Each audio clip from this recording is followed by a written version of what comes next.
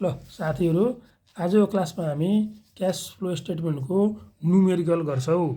योभन्दा अघिल्लो क्लासेसमा cash flow स्टेटमेन्टको basic concept र फर्मेटको बारेमा कुरा गरिसकेका छौँ। यदि तपाईँहरूले त्यो भिडियो हेर्नुभएको छैन भने कृपया पहिला त्यो भिडियो गरेर हेर्नुहोला अनि यो न्युमेरिकल गर्नुहोला। र यो न्युमेरिकल गर्दाखेरि तपाईँहरू मात्र हेरेर नबस्नु है, तपाईँहरू सँगसँगै लेख्दै पनि जानु अनि मात्र बुझ्नुहुन्छ क्या। यो क्वेसन ठ्याक्कै यस्तै आउँछ इक्जाममा। क्वेसन यस्तो क्वेसनहरू त ठ्याक्कै यस्तै क्वेसनहरू आउँछ इक्जाममा। यहाँ रिक्वायर्डमा सोध्छ cash flow statement using direct method, ठ्याक्कै यस्तै क्वेसन आउँछ कि ठ्याक्कै यस्तै क्वेसन आउँछ र यो चाहिँ 8 मार्क्समा आउँछ। त्यही भएर हामीले अब यो न्युमेरिकल गरौँ है। जस्तै यो SQ1 को रिक्वायर्ड यहाँ गएर सोधेको छ। यहाँ अलिकति यसको यहाँ नटर यहाँ ल्याएर लेखेको छ। रिक्वायर्डमा के लेखेको छ? Cash flow statement using direct method, cash flow statement under direct method होइन। ल अब सुरु गरौँ। जस्तै पार्टिकुलर भयो, एमाउन्ट भयो। ल C1 मा यो डोनेसन हो कि डिनोट गर्ने, C1 लाई डिनोट गरेको छौँ cash from operating activities. A नम्बरमा cash collection from customer and other income. यो हामी फर्मेटमा पनि यस्तै लेखेका छौँ, यहाँ पनि त्यस्तै लेख्ने। सुरुमा के हुन्छ? Net sales. क्वेसनमा हामी हेर्छौँ कि नेट सेल्स कहाँ छ खोज्ने। सबभन्दा पहिला म तपाईँहरूलाई एउटा कुरा के भन्छु भने यो क्वेसनमा नि यतापट्टि लाइबिलिटिज हुन्छ, यतापट्टि एसेट्स हुन्छ।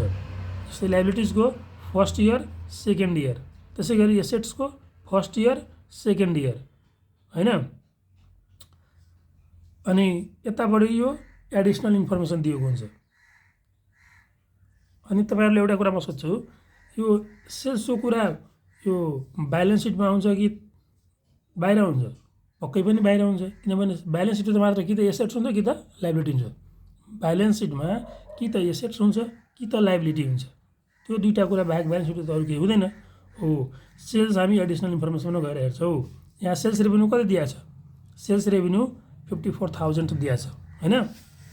अनि हामी यहाँ नेट सेल्स लेख्छौँ, नेट सेल 54,000। यसरी यसलाई लेख्न सक्छौँ कि सेल्स माइनस सेल्स रिटर्न। तर क्वेसनमा सेल्स रिटर्न छैन, त्यही भएर सेल्स लेख्दाखेरि नेट सेल्स डाइरेक्ट दिएको छ 54,000 नेट सेल्स आयो। अब हामी के गर्छौँ? अब हामी के गर्छौँ भन्दाखेरि हो अब नेट सेल्स आयो, त्यसपछि हाम्रो फर्मेटमा के दियो? नेट सेल्स पछि अल इन्कम। अल इन्कम भने के हो? पिएल एकाउन्टको क्रेडिटतर्फ चढ्ने सबै आइटमहरू इन्कममा हुन्छ। तर क्वेसनमा हाम्रो पिएल एकाउन्टको क्रेडिटतर्फ चढ्ने कुनै पनि आइटम दिएको छैन। यो एसेट्स र लाइबिलिटी बाहेक सबै कुरा एडिसनलमा हेर्ने, यहाँ एडिसनल बाहिर, यहाँ बाहिर हेर्ने। पिएलको क्रेडिटमा चढ्ने आइटम कुनै पनि छ यहाँ? छैन। त्यही भएर नेट सेल्स मात्र हुन्छ। अब के हुन्छ भने हाम्रो अब फर्मेटमा के छ भने अब एसेट्स चढ्छ होइन। जस्तै एसेट्सको केसमा के हुन्छ? एसेट्स घटेको छ भने एड गर्ने होइन, बढेको छ भने लेस गर्ने। तर हामी फर्मेटमा के भनेका थियौँ भन्दाखेरि त्यो 5वटा कुरा भन्दा बाहेक क्यास, ब्याङ्क, प्रिपेड एक्सपेन्सेस हो, cash, bank, prepaid expenses, closing stock र इन्भेन्ट्री होइन। क्लोजिङ स्टक र इन्भेन्ट्री त एउटै कुरा भयो हो। अब यो 5वटा क्यास, ब्याङ्क, प्रिपेड एक्सपेन्सेस र क्लोजिङ स्टक बाहेकको एसेट्स हामी यहाँ खोज्छौँ। फिक्स एसेट त चढ्दैन, किनभने यो त करेन्ट एसेट्स मात्र चढ्छ हामीहरू त्यहाँ। इन्भेन्ट्री पनि चढ्दैन, यहाँ डेप्टर चढ्छ। यो क्यास चढ्दैन, किनभने क्यासभन्दा बाहेक हाम्रो क्वेसन फर्मेटमा छ हो डेप्टर चढ्छ। डेप्टर अब हेर्ने यहाँ हेर्ने फर्स्ट इयरमा कति छ? 13,500, अर्कोमा कति छ? 9,000। भनेपछि डेप्टर यहाँ आएर घटेको छ, अर्थात् एसेट्स घटेको छ भने हामी के गर्छौँ? एड गर्ने हो। अनि डिक्रिज इन डेप्टर त घटेको छ, त्यही भएर हामी एड गर्छौँ हो। अब ए यहाँ आयो अनि ए को यहाँ टोटल गर्ने, यहाँ टोटल लेख्ने। 54,000 प्लस 4,500 कति भयो? 58,500 हो। ल अब बी नम्बरमा क्यास पेड टु सप्लायर और क्रेडिटर। हाम्रो फर्मेटमा के छ? सबभन्दा पहिला cost of goods sold. Cost of goods sold अब कहाँ हुन्छ? एडिसनलमा हुन्छ कि ब्यालेन्स सिटमा हुन्छ? त पक्कै पनि ब्यालेन्स सिटमा हुँदैन, एडिसनलमा हुन्छ। किनभने ब्यालेन्स सिटमा भनेको त कि त एसेट्स हुन्छ कि त लाइबिलिटी हुन्छ हो। त्यही भएर अब यहाँ आएर खोज्ने एडिसनल इन्फर्मेसनमा। एडिसनलमा यहाँ दिएको छ कस्ट अफ गुड्स सोल्ड कति छ? 23,400 हो। अब कस्ट अफ गुड्स सोल्ड हामी यहाँ लेख्छौँ, कस्ट अफ गुड्स सोल्ड 23,400 हो, माइनसमा लेख्ने। किनभने क्यास पेड भन्ने बित्तिकै के हो? क्यास पेड भनेको क्यास हाम्रो सङ्गठनभन्दा बाहिर जानु हो। बाहिर जानुको अर्थ मतलब क्यास आउटफ्लो भयो हो क्यास आउटफ्लो भयो भन्दाखेरि माइनस लेख्ने। त्यसपछि के गर्ने, त्यसपछि अब यहाँ लाइबिलिटीको कुराहरू आउँछ होइन, लाइबिलिटीको कुरा आउँछ हो। अब यसपछि के आउँछ भन्दाखेरि अब जस्तै हाम्रो फर्मेटमा हेरौँ त क्यास पे टु सप्लायरमा, क्यास पे टु सप्लायर केसमा के छ, कस्ट अफ गुड्स सोल्ड आइसकेपछि के छ करेन्ट लाइबिलिटीको कुरा, तर आउटस्ट्यान्डिङ एक्सपेन्सेस बाहेक हो। यदि लाइबिलिटी घटेको छ भने घटाउने, बढेको छ भने जोड्ने हो। अब हामी क्वेसनमा फेरि हेर्छौँ लाइबिलिटी कतापट्टि हुन्छ, ब्यालेन्स सिटमा कि बाहिर हुन्छ, ब्यालेन्स सिटमा हुन्छ पक्कै पनि हो, तर करेन्ट लाइबिलिटी खोज्नु पऱ्यो। के छ यहाँ खोज्नु पऱ्यो कि करेन्ट लाइबिलिटी खोज्नु पऱ्यो। सेयर क्यापिटल दिएको छ, सेयर प्रिमियम छ, डिभेन्चर छ, सन्ड्री क्रेडिटर छ, bills payable, profit and loss account छ हो। यसमा जस्तै सन्ड्री क्रेडिटर र बिल्स पेएबल दुईवटा त करेन्ट लाइबिलिटी छ हो। अब यसलाई हेर्नु यो घटेको छ कि बढेको छ। जस्तै यो क्रेडिटरमा के छ, यतापट्टि फर्स्ट इयरमा 4500 छ, यतापट्टि 3600 छ, अर्थात् फर्स्ट इयरमा 4500, सेकेन्ड इयरमा 3600 हो। यसको अर्थ के भयो, गएर घटेको छ हो। यदि लाइबिलिटी घटेको छ भने हामी माइनस गर्छौँ, लाइबिलिटीमा के हुन्छ सुल्टो रिलेसन हुन्छ हो। त्यही भएर डिक्रिज इन सन्ड्री क्रेडिटर घटेको छ, त्यही भएर हामी के गर्छौँ लेस गर्छौँ, अर्थात् माइनसमा लेख्छौँ। यसरी एकाउन्टको हिसाबमा ब्राकेटमा लेख्दाखेरि त्यो के हुन्छ, त्यो माइनसमा लेखेको हुन्छ हो। अब यहाँ अब अर्को लाइबिलिटी के छ, बिल्स पेएबल छ हो। बिल्स पेएबल, बिल्स पेएबल सुरुमा कति छ, सुरुको इयरमा फर्स्ट इयरमा 9000 छ, अर्को इयरमा कति छ, अर्को इयरमा 13500 छ, अर्थात् बढेको छ, त्यही भएर हामी एड गर्छौँ। अब यसलाई कसरी लेख्ने, बिल्स पेएबल यसरी लेख्ने, add increase in bills payable 4500 ले बढेको छ। जतिले बढेको छ नि त्यति नै लेख्नुपर्छ के, जतिले बढेको हुन्छ त्यति नै लेख्नुपर्छ। जस्तै 9000 सुरुको इयरमा छ, अर्को वर्ष कति छ 13500 हो। 13500 मा 9000 घटाएपछि कति हुन्छ, 13500बाट 9000 घटाएपछि कति हुन्छ, 4500 हुन्छ हो, अनि प्लस 4500। त्यसै गरी हाम्रो फर्मेटमा पनि हेर्दै जानु है।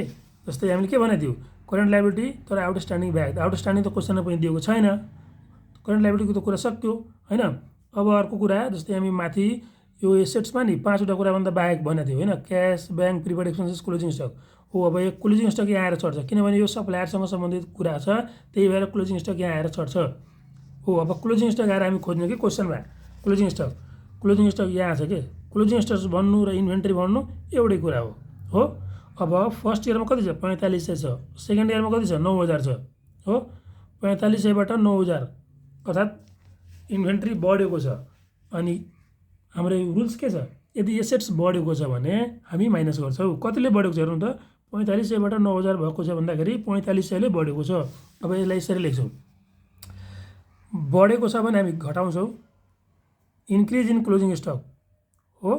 क्लोजिङ स्टक त बढेको छ, तर हामी यहाँ के लेख्छौँ, माइनसमा लेख्छौँ। कतिले बढेको छ, 4500, तर माइनस लेख्छौँ। किन माइनस लेख्छौँ भन्दाखेरि हाम्रो रुल्समा के छ भन्दाखेरि increase in the current assets हामी माइनस लेख्छौँ, करेन्ट एसेट्स बढेको छ भने हामी के लेख्छौँ, माइनस लेख्छौँ हो।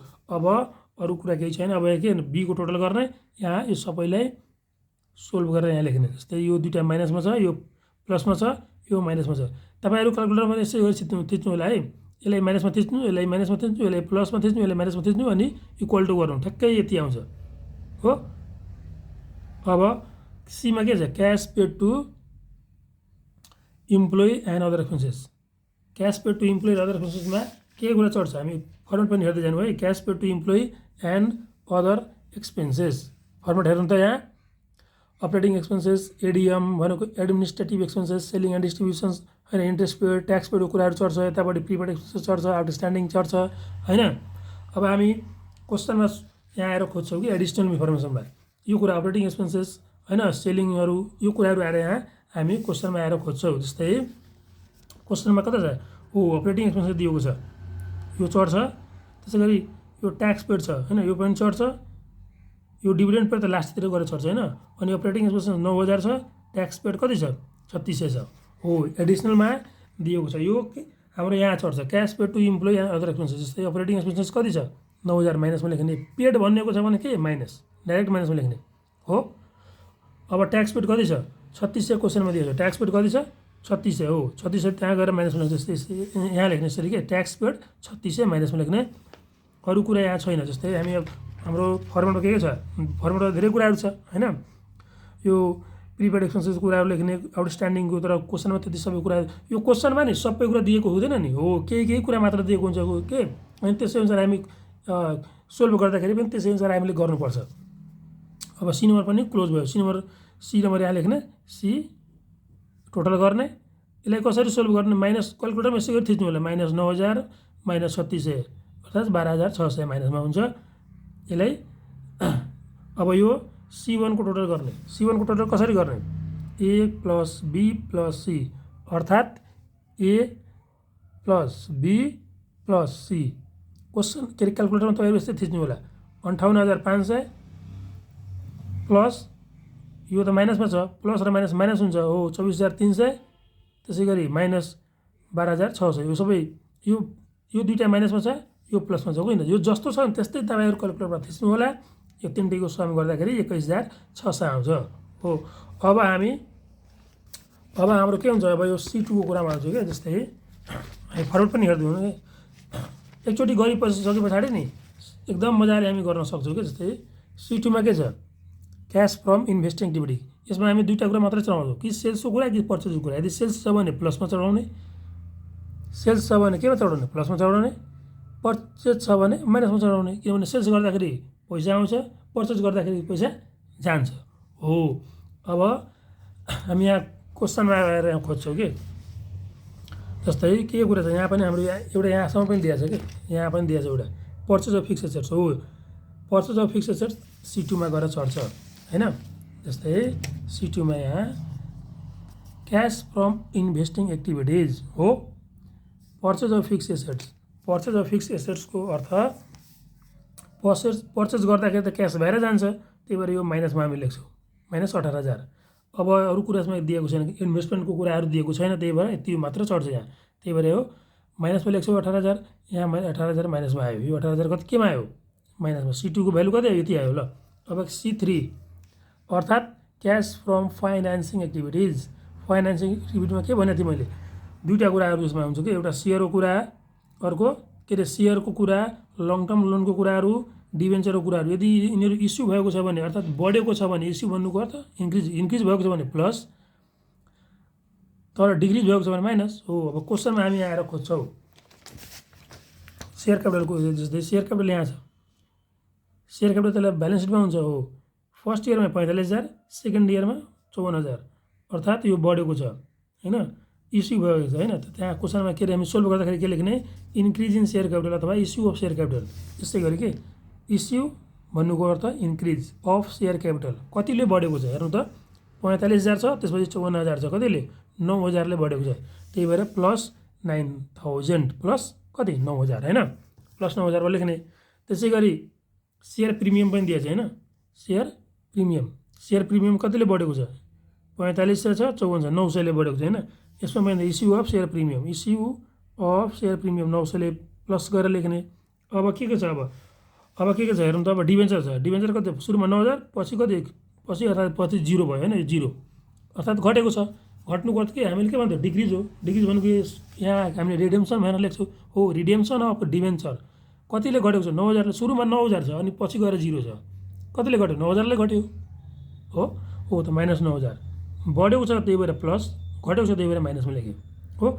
लास्टमा हाम्रो फर्मेट पनि के थियो, हाम्रो फर्मेटमा के थियो, यो इस्युको कुरा र रिडेम्सनको कुरा सकेपछि डिभिडेन्ड पेड।